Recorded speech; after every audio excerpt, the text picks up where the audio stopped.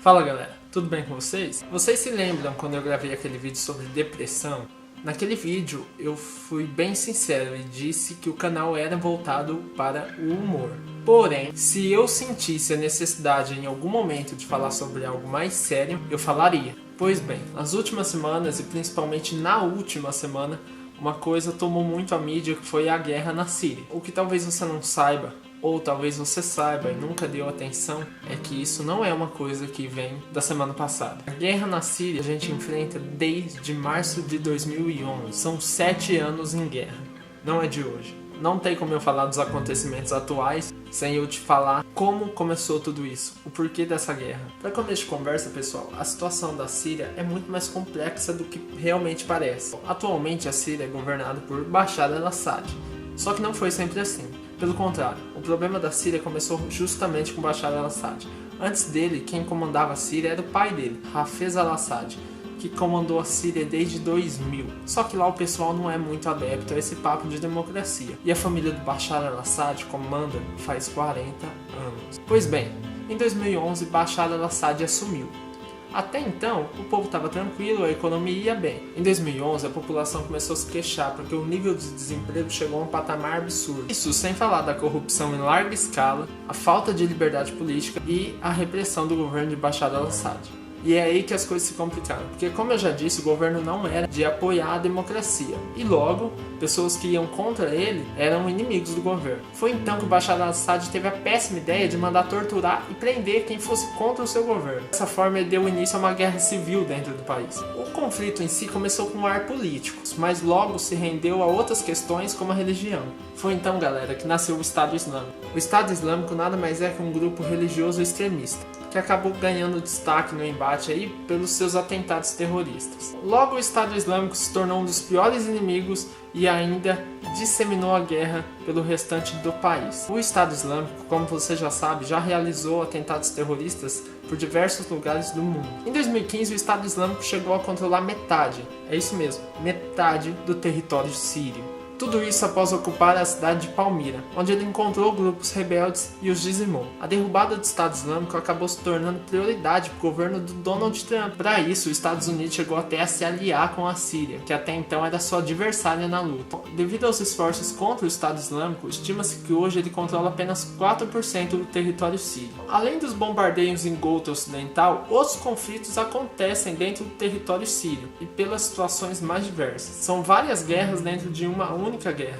Por exemplo, talvez você não saiba, mas nas fronteiras com a Turquia existe um confronto incessante entre o exército turco e os de Kurda. Aí você me pergunta, pessoal, por que é tão difícil acabar com essa situação? Uma das coisas que dificultam muito a resolução da guerra é justamente a presença dos Estados Unidos e da Rússia, que todo mundo sabe que são adversários. Uma pacificação por meio da ONU se torna difícil, pois os dois países estão em lados opostos e ambos possuem o poder de veto no Conselho de Segurança. Mas eu quero te chamar a atenção para uma coisa. Mais de 500 mil pessoas já morreram em toda a Síria. Hoje são mais de 13 milhões de sírios que precisam de ajuda humanitária. O que tem chamado muita atenção na mídia nos últimos dias é a situação de Ghouta Ocidental. Ghouta foi sitiada em 2013 e a partir daí virou alvo de bombardeios. A questão é que durante anos ela não foi prioridade para o governo sírio. E com o passar do tempo, os rebeldes adquiriram armas, munições, cavaram até túneis para fugir dos bombardeios. O cerco gerou fome e também a maior taxa de desnutrição desde 2011. A questão que a mídia vem abordando é que recentemente os bombardeios foram intensificados. 250 civis foram mortos em 48 horas. 48 horas. O regime sírio ainda tem sido acusado de novos ataques químicos contra Ghouta, mas ele nega. A região, que já é atacada pela própria Síria, ainda conta com a ajuda de seus aliados, que é a Rússia e o Irã.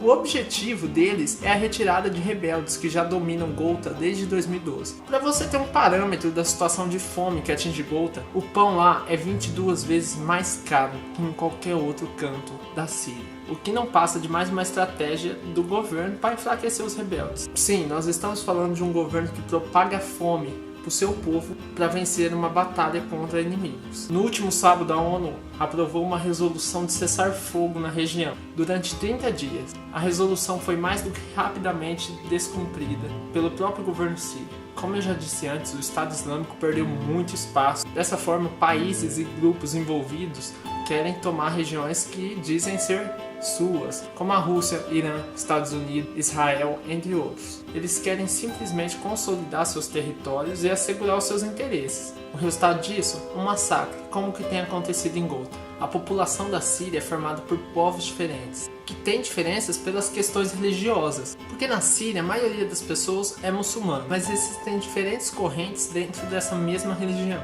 E pessoas de uma corrente do islamismo não gostam de pessoas de outra corrente. Dessa forma, atualmente a Síria se resume a todos contra o governo e o governo contra todos, criando assim 3 guerras que acontecem simultaneamente dentro do território da Síria. Uma guerra pelo poder, uma guerra entre os povos e uma guerra religiosa. Tudo isso acontecendo dentro de um país que é menor até mesmo que o estado do Paraná, galera. Muita gente inocente tem morrido, inclusive crianças. E com certeza você já viu algumas imagens que, querendo ou não, se tornaram um símbolo da guerra e que de uma forma gritante nos mostram a verdadeira realidade que a Síria enfrenta. A primeira é daquele menininho que morreu afogado na Turquia. Ele e a sua família tentavam chegar à Grécia num barco de refugiados que infelizmente acabou afundando. E também aquela imagem de um garotinho muito ferido dentro de uma ambulância, sem entender absolutamente nada do que estava acontecendo. Ele foi resgatado de escombros em um bombardeio em Alepo. Por que isso? Até que ponto chega governantes para defender seus interesses? Interesses esses totalmente egoístas. O que está acontecendo, galera, é inadmissível. E se isso não te afeta, simplesmente porque você não está vivenciando isso, eu tenho uma péssima notícia para você. Nós podemos ser de nações diferentes, mas eu devo te lembrar que nós pertencemos a um único mundo. E se isso não te toca de alguma forma, se essa situação não te aborrece, não te chateia, de alguma maneira você é igual ou talvez pior que pessoas que estão lá destruindo vidas, colocando fim a vidas inocentes, que não têm culpa do que está acontecendo, que não deviam estar passando por isso. Vidas assim como a minha, como a sua, vidas como a de qualquer membro da sua família. Pessoas inocentes sofrendo na mão de pessoas que têm interesses egoístas. Cabe a nós só um pouco de humanidade, né? Nós estamos longe fisicamente, mas nós podemos ajudar de alguma maneira. Então eu vou deixar links na descrição de sites, governamentais ou não, que visam ajudar as pessoas que estão em meio à guerra na Síria. Talvez um valor irrisório para você seja algo grandioso para qualquer um que está passando por essa situação. No mínimo, ore por essas pessoas. Independente da sua religião, cabe a qualquer um de nós. Se você gostou desse tipo de vídeo aqui no canal, deixe o seu like. Coloca nos comentários o que você acha sobre a situação na Síria. Quero saber a sua opinião. Se você ainda não é inscrito aqui no canal, se inscreve para receber as notificações dos vídeos novos, tá bom? Muito obrigado pela atenção de vocês. Muito obrigado por entenderem a necessidade de fazer esse vídeo. Fui!